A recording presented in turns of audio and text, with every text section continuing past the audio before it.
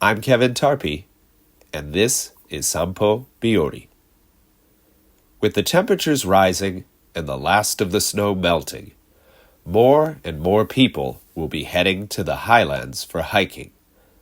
The majority of hikers tend to go to the most prominent peaks, such as Daisen or Sanbei, while the abundant smaller mountains we have in the Sanrin region often remain overlooked. Don't get me wrong.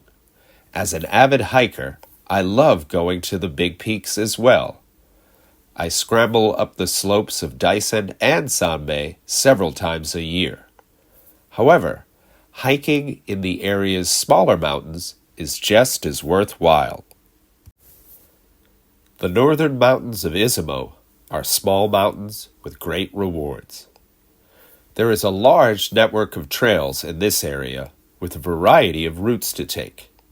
Several trails even connect with Gakuenji, so it's possible to add a visit to the famous temple to a hike. With all the different routes, I never get bored of going to Izumo for a hike. My favorite is the Kitayama Traverse, which is a day-long hike along the main ridgeline, starting in Hirata and ending near Izumo Taisha, or vice versa, that visits the three main peaks, Mount Tabushi, Mount Hanataka, and Mount Misen. It is about 13 kilometers long and has over 1,000 meters of elevation gain, making it just as challenging as a Daisen summit hike, but with a fraction of the people. The summits of all three peaks offer slightly different yet equally stunning views due to their proximity. However, Mount Hanataka, the tallest peak at 537 meters, has the best vantage point because it's located at the midpoint of the ridge.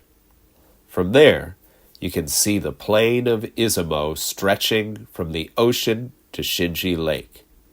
On a clear day, Daisen rises in the east.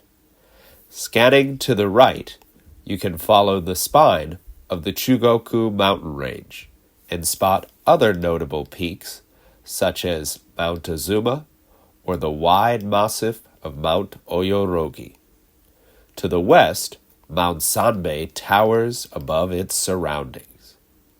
In favorable conditions, the view to the south becomes particularly lovely. The undulating hills rise out of the Izumo plain, and each successive ridgeline is higher than the previous, taking on different shades of blue and giving the impression of a series of waves crashing onto a beach.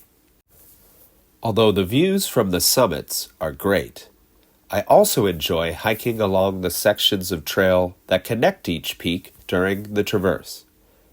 Since most people tend to visit the peaks using side trails, these sections are usually peaceful and quiet.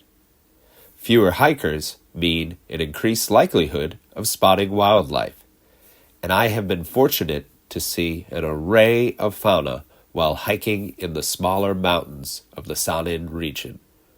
I have spotted wild boars, raccoon dogs, macaques, foxes, badgers, snakes, skinks, a variety of bird species, and even bears on a few occasions. One day, while hiking between Mount Hanataka and Misen in Izumo, I heard a small creature scurrying through the vegetation.